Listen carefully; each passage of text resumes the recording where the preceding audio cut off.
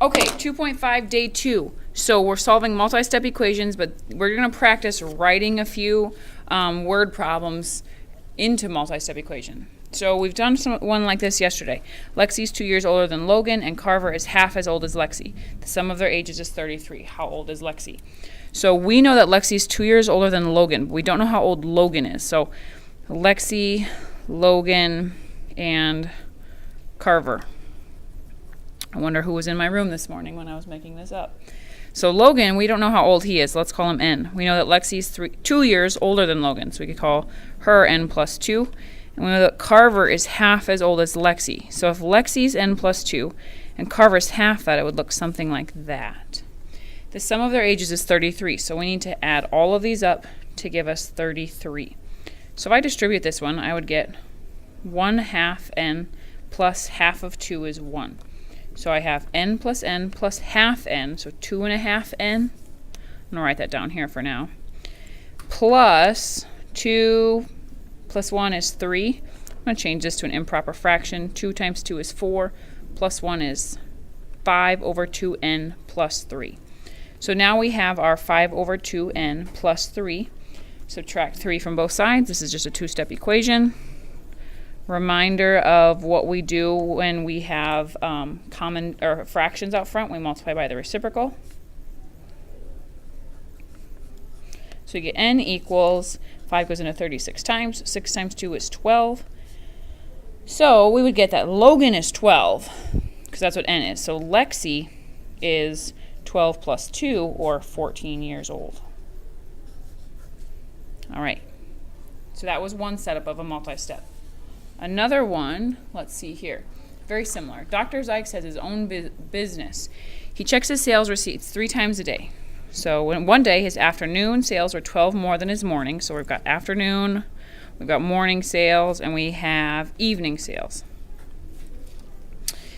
Okay.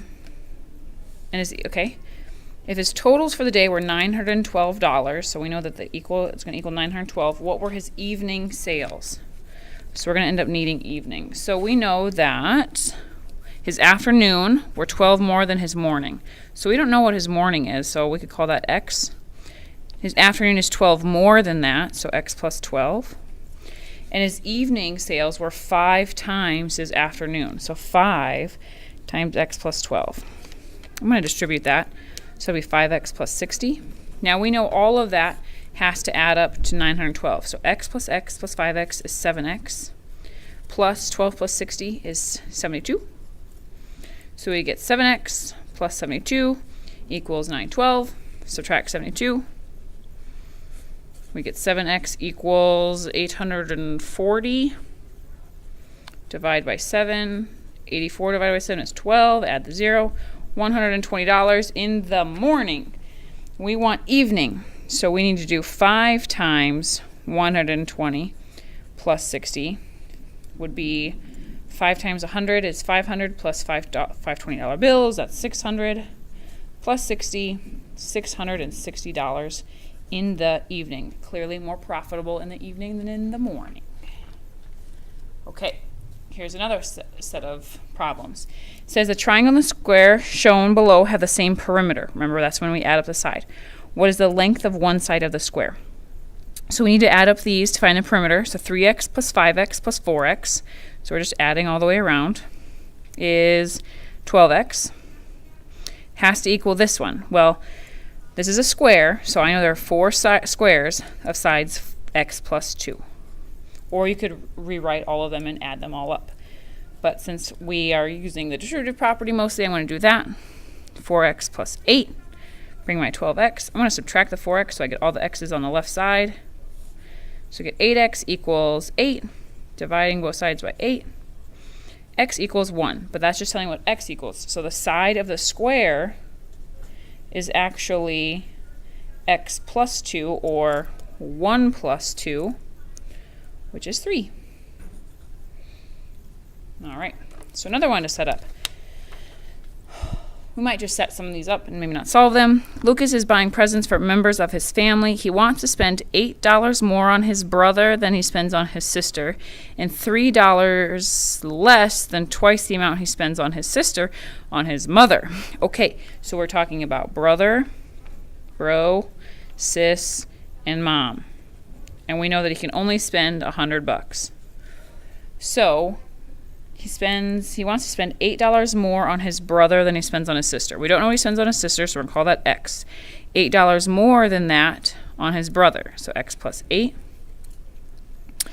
And so on his mother, he spends $3 less than twice the amount he spends on his sister. So twice what he spends on his sister and $8 less than that. So if we add all those up, X plus X plus X, 2X is 4X. 8 minus 8 is 0, so I just get 4x equals 0, or 4x equals 100. Oh, $3 less, that's why. $3 less than twice the amount. I knew that didn't seem right. 8 minus 3 is 5. There we go. And then it's a two-step equation. I'm going to solve that. Oh, what goes in here? It's in some decimal. 95 divided by 4. $23.75. So he's willing to spend $23.75 on his sister, but he wants to know for his brother. So we're going to add $8 to that. $31.75 on his bro. My parents never let me spend that much money. Okay, we have a couple more and then we are done. And we'll just do some setting up here. Allison is thinking of a number such that when triple the number is added to 3 times 1 less than the number, she gets the same result as when she multiplies 2 times 1 more than the number. That is funky. So Allison is thinking about some number. Let's call it n or x. Such that when triple the number, so triple the number, 3n, is added to 3 times 1 less than the number, she gets the same result, so that'd be an equal sign, as when she multiplies 2 times 1 more than the number. What is the number? So then we would distribute, and we would solve it.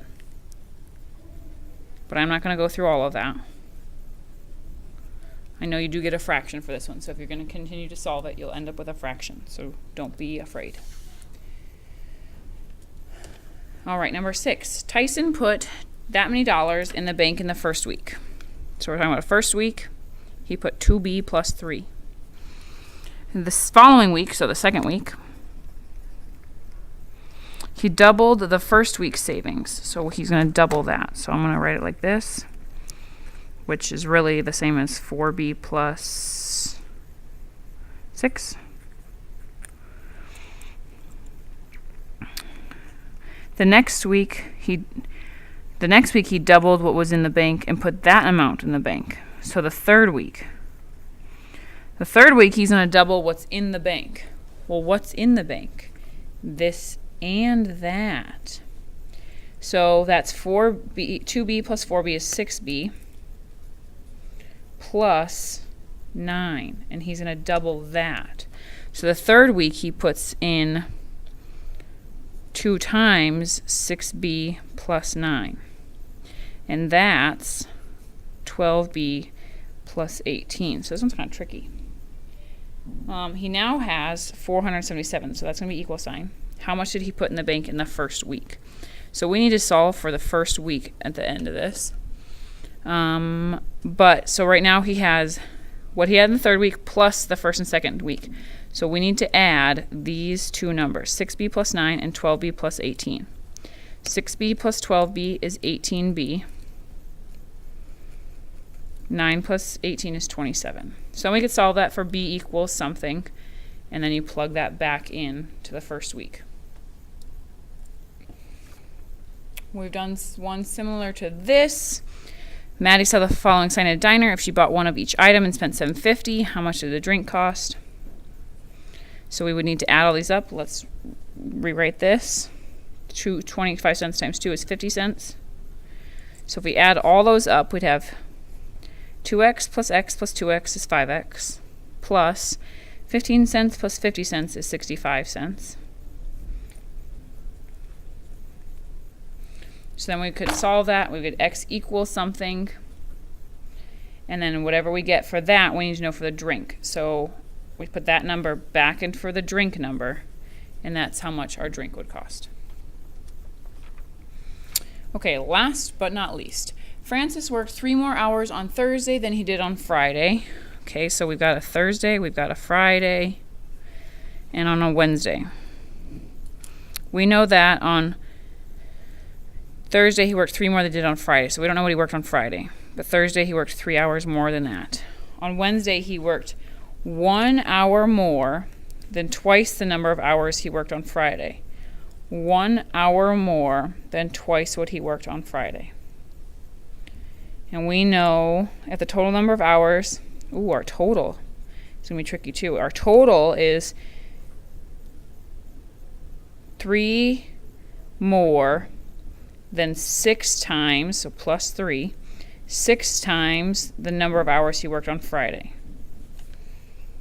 since he worked N on Friday. So we know that we need to add all of these up, and then we need to set it equal to 6n plus 3. So 2, 3, 4, 4n plus 4. Now I would move my n's to where there's more positive. And then I'd move my constants to the other side. Divide by 2. And I would get that he worked half an hour on Friday. Tough life.